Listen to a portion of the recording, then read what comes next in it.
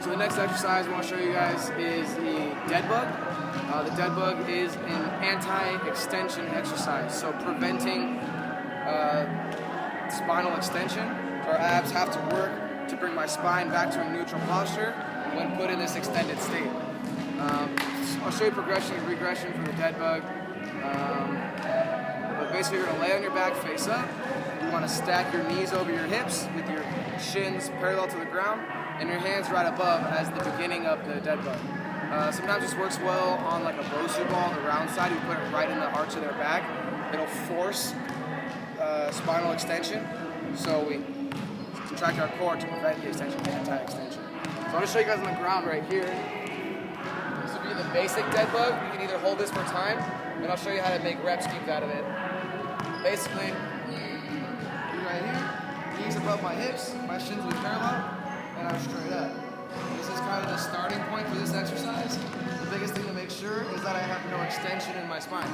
I don't want to be hyperextended. I want to make sure that I scoop my hips under me, do my tailbone, so I smash my low back flat to the ground. And I can hold this right here, pretty easy. We can also do reps. So as we increase the levers, the distance away from the center of mass, it'll get harder.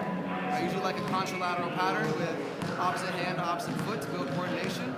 The further out I reach, the harder it's going to get, and the more it wants to force me into extension. So the biggest thing is to make sure I'm scooping under and staying tight right here.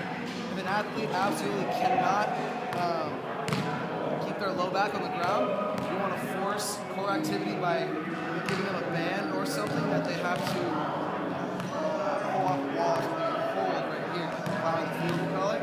You can pull it straight and just get that core activated.